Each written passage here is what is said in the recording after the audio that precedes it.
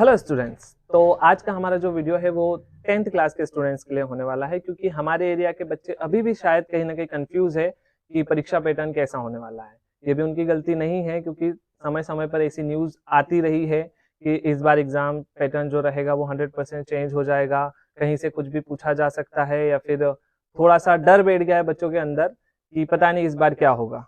तो चलिए इस डर को हम हिम्मत में बदलने की कोशिश करते हैं, और माध्यमिक शिक्षा मंडल भोपाल द्वारा कुछ बातों को क्लियर किया गया है, तो हम उन्हें समझते हैं और देखते हैं कि इस बार का एग्जाम पैटर्न कैसा होने वाला है। तो जैसे कि आप स्क्रीन पर देख सकते हैं, हमने हिंदी के अंक योजना को लिया है, और ये जो पेपर है वो 75 नंबर का होने वाला है, और इन 75 नंबर्स को कैसे डिस्ट्रीब्यूट किया गया है थोड़ा समझने की कोशिश करते हैं। हालांकि एक बात गौर करने वाली यहाँ पर यह भी है कि कुछ बच्चों ने जब बुक्स खरीदी थी तो वो जो प्रीवियस ईयर की बुक्स थी तो उसमें एडिशनल सिलेबस भी था। हालांकि बहुत सारा जो सिलेबस है वो रिड्यूस हो चुका था, लेकिन बच्चे फिर भी उसी बुक से पढ़ रहे थे। तो हालांकि आपको अभी तक ये कंफर्म तो हो गया होगा कि कौन सा चैप्टर आने वाला है, कौन सा चैप्टर नहीं आने वाला है, लेकिन आप एक बार फिर से ये चीज कंफर्म करें और उसी के साथ आगे बढ़े, वरना पता चलेगा कि आप एक्स्ट्रा में ही जो नहीं आने वाला था वो भी पढ़ते रहे, और फिर लास्ट में हमें पता हुआ कि वो तो आएगा ही नहीं, तो आप अपना टाइम वेस्ट कर रहे हैं। तो एक बार ये चीजें क्लियर कर ले कि क्या आने वाला है और क्या नहीं आने वाला है। इसी के लिए ये ब्लूप्रिंट आपके सामने है। वो स्क्रीन पर हम हिंदी के अंक योजना को लेते हैं। इसका जो पूर्णांक है वो 75 नंबर का है, 75 मार्क्स का है, और क्षितिज भाग 2 काव्य खंड से 17 मार्क्स के क्वेश्चन आपसे पूछे जाएंगे। कुछ समय पहले होता था कि पर्टिकुलर एक चैप्टर्स के लिए जो नंबर्स होते थे वो डिवाइड होते थे कि चैप्टर 1 से फिक्स एक नंबर रहता था, उसी नंबर्स के क्वेश्चन आंसर पूछे जाएंगे।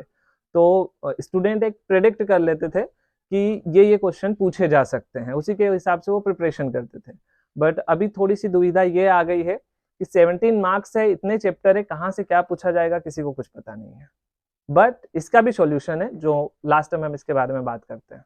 तो सबसे पहले आप क्या करिए, यहाँ पर क्षितिज भाग 2 काव्य खंड में 2 मिनट के लिए वीडियो रोकिए और सारे टॉपिक्स को मैच कीजिए कि पर्टिकुलर यहाँ पर जितने टॉपिक्स दिए गए हैं ब्लूप्रिंट में, आपने उतने टॉपिक्स क्लियर किए हैं या नहीं। आपने या तो एक्स्ट्रा किए होंगे या कम किए होंगे, या पर्टिकुलर जितने दिए हैं उतने ही किए होंगे। तो सबसे पहले क्लियर कीजिए कि इतने जो टॉपिक्स दिए गए हैं क्या आपने वो सारे क्लियर कर लिए हैं, उनसे रिलेटेड नोट्स या जो भी आप फेयर कॉपीज या जो भी आप बनाते हैं, आपके पास इनसे रिलेटेड रीडिंग मटेरियल पूरा है या नहीं। सो काव्य खंड से 17 मार्क्स का आपको पूछा जाएगा। उसके बाद आते हैं काव्य बोध पर, जिसमें काव्य की परिभाषा, भेद, रस, छंद, अलंकार, इनमें से आपको 10 नंबर्स के क्वेश्चन आएंगे। तो आपको ये, हालांकि व्याकरण से संबंधित है, तो आपको ये पूरे अच्छे से क्लियर करने हैं कि आपको नींद से खड़ा होकर अगर कोई पूछता है तो आपको ये आने चाहिए, आप बता पाए, आपको इतने क्लियर करने पड़ेंगे। अब आते हैं हम क्षितिज भाग 2 गद्य खंड पर। गद्य खंड में आपको पर्टिकुलर ये बुक्स के टॉपिक्स दिए गए हैं, साथ ही इसमें आपको गद्य की प्रमुख एवं गौण विधाएं ये आपको क्लियर करना है।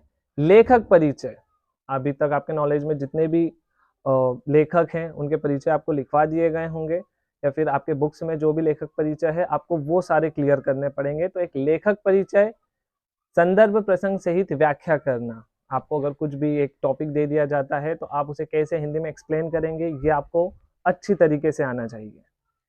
And the last one is विषय वस्तु एवं विचार बोध पर आधारित प्रश्न, जो आपके चैप्टर वाइज जो क्वेश्चन आंसर है वो भी आपसे पूछे जाएंगे। और इन सारे जितने भी टॉपिक्स है इनका मार्क है 17 नंबर में आइए आपको पूछे जाएंगे। नेक्स्ट टॉपिक है हमारा भाषा बोध। भाषा बोध में संधि, समाज, क्रिया के भेद, क्रिया विशेषण, मुहावरे, लोकोक्तियां, अनेकार्थी शब्द, अनेक शब्दों के एक शब्द, वाक्यों के भेद, अर्थ के आधार पर, गुण के आधार पर बहुत सारी चीजें पूछी जाने वाली है। इट मीन्स आपको हिंदी और इंग्लिश में एक चीज याद रखनी है कि जितनी भी ग्रामर है जो 10th की है, और आपको अभी तक पता चल ही गया होगा कि 10th में कौन से मेन टॉपिक्स हैं जो ग्रामेटिकल पूछे जा सकते हैं, उन्हें आपको कंठस्थ करने होंगे। इसके बाद कृतिका भाग 2 में माँ का आंचल, साना साना हाथ जोड़ी, मैं क्यों लिखता हूँ, इनसे 8 मार्क्स का कुछ भी पूछा जाएगा। अपठित गद्यांश एंड पद्यांश, ये 4 मार्क्स का पूछा जाएगा। साथ ही लेटर्स, एप्लीकेशंस, ये 4 नंबर्स की आपसे पूछी जाएगी और इसके बाद जो निबंध लेखन होता है वो आपसे 7 नंबर का पूछा जाएगा। ऐसे करके आपके टोटल जो पूर्णांक होगा वो 75 नंबर्स का होगा। अब इसमें आगे और जानकारी दी गई है जिसे हम थोड़ा-सा क्लियर करते हैं कि प्रश्न 1 से 5 तक 30 वस्तुनिष्ठ प्रश्न होंगे। प्रत्येक प्रश्न पर 1 अंक निर्धारित होगा। यहाँ पर एक चीज़ क्लियर होती है, जैसे कहा जा रहा था कि चूज़ द करेक्ट ऑप्शन या फिल इन द ब्लैंक्स या जो सही जोड़ी होती है, ये सब इस बार कुछ नहीं दिया जाएगा। इस बार सिर्फ क्वेश्चन आंसर्स होंगे या शॉर्ट क्वेश्चन आंसर होंगे, लॉन्ग क्वेश्चन आंसर्स होंगे, लेकिन नहीं, ऐसा नहीं है। परीक्षा का पैटर्न कहीं ना कहीं जो पुराना है वही रखा गया है। यहाँ पर आप देख सकते हैं सही विकल्प, रिक्त स्थान, सत्य असत्य, सही जोड़ी, एक वाक्य में उत्तर आपको दिए जाएंगे। साथ ही आपको 2 नंबर, 3 नंबर और 4 number, it mean short to long, सारे क्वेश्चन आंसर्स दिए जाएंगे। अब यहाँ पर सबसे बड़ा क्वेश्चन ये है कि अगर कहीं से कुछ भी पूछा जा सकता है तो हम प्रिपरेशन कैसे करें, क्योंकि अब देखा जाए तो सिर्फ 2 महीने बाकी है, फरवरी में आपकी एग्जाम स्टार्ट हो जाएगी। इसके लिए सबसे पहली चीज जो आप करेंगे वो है, पहले तो खुद को शांत कीजिए। ये एक एग्जाम है और आपको इस बार एग्जाम ऐसे देनी है कि आपके मन से एक आवाज आए कि जो इस बार की 10th है वो मेरी लाइफ की सबसे बेस्ट एग्जाम होने वाली है। मैं ये नहीं कहूंगा कि हमारे पास बहुत वक्त बचा हुआ है, लेकिन मैं ये भी नहीं कहूंगा कि हमारे पास कुछ समय ही नहीं बचा हुआ है। हमारे पास अभी भी 2 महीने बचे हुए हैं और अगर हम शांति से टॉपिक्स को, सब्जेक्ट्स को क्लियर करेंगे तो आसानी से हो जाएंगे। इसमें कोई भी घबराने वाली बात नहीं है। So the first thing you should do is, आप पहले मार्किंग सिस्टम को समझिए कि कहाँ से कितना पूछा जाने वाला है। इसके लिए चूंकि आपके सभी के पास मार्केट में अवेलेबल है परीक्षा अध्ययन, हर विषय की परीक्षा अध्ययन होती है, परीक्षा बोध होती है।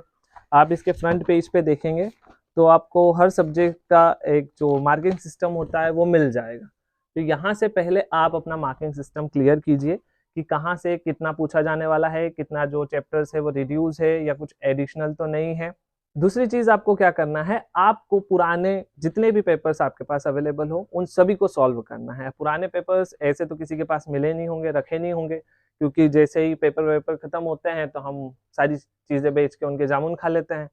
तो आप मार्केट में जाइए, किसी भी स्टेशनरी पे जाइए, वहां पर आपको 100 रुपए में अनसोल्ड पेपर के पिछले 10 साल के जितने भी पेपर्स हैं रिलेटेड टू ऑल सब्जेक्ट्स आपको मिल जाएंगे। उन अनसोल्ड पेपर में हालांकि एक चीज होगी कि उनमें जो एडिशनल है, जो कोर, जो सिलेबस अब हट चुका है, उसके क्वेश्चन आंसर्स भी होंगे। तो आपको थोड़ा सा दिमाग लगा के जो सिलेबस हट चुका है उन क्वेश्चन आंसर्स को रिमूव कर देना है और जो अभी भी है सिलेबस में सिर्फ उन्हीं क्वेश्चन आंसर्स को सॉल्व करना है। कंफ्यूज नहीं होना है कि ये तो हमें करवाया नहीं, या चैप्टर तो हमें था ही नहीं, क्योंकि पिछले अगर 10 साल के पेपर लेंगे तो उनमें जो हट चुका है वो भी आएगा, जाहिर सी बात है वो तो, लेकिन आपको उन चीजों को हटा देना है और जो अभी 2023-4 सेशन में जो भी है आपको उन्हें क्लियर करना है। इसे भी हम हर सब्जेक्ट के ब्लूप्रिंट को नहीं समझा सकते क्योंकि अभी शायद इतना वक्त नहीं है, और मेरे वीडियो बनाने का मकसद यही था कि ये मैं वीडियो अपलोड करूंगा इंस्टा पे, यूट्यूब पे। तो मैं चाहता हूं कि अगर आपको कोई इशू है या कोई प्रॉब्लम है तो आप उसे कमेंट बॉक्स में लिखें ताकि मुझे पता चले और मैं ज़्यादा से ज़्यादा सॉल्यूशन देने की कोशिश करूं, या फिर जितनी भी हेल्प हो सके मैं उतनी आपकी हेल्प करूं। तो सबसे पहले आपको क्या करना है, सबसे पहले आपको खुद को थोड़ा शांत करना है। आप जितना घबराएंगे आप उतना पढ़ नहीं पाएंगे, और उतना जो आप सोचते हैं, जैसे लॉ ऑफ अट्रैक्शन मैंने समझाया था, आप अगर सोचेंगे कि मेरे साथ बुरा हो तो फिर जाहिर बात है आपके साथ बुरा ही होगा। आप सोचते हैं कि नहीं मैं नहीं पढ़ पाऊंगी या पढ़ पाऊंगा और मेरे कम मार्क्स आएंगे, तो इसी सोच के चलते शायद आपके कम मार्क्स आएंगे। तो सबसे पहले आप खुद को शांत कीजिए, पहले मार्किंग सिस्टम को समझिए कि पर्टिकुलर किस टॉपिक से या किस चैप्टर से हमें कितना आने वाला है। ओके, सबसे पहले तो थोड़ा शांत रहिए, पहले इजी सब्जेक्ट, इजी टॉपिक को क्लियर कीजिए, उसके बाद टफ टॉपिक, टफ सब्जेक्ट पे जाइएगा।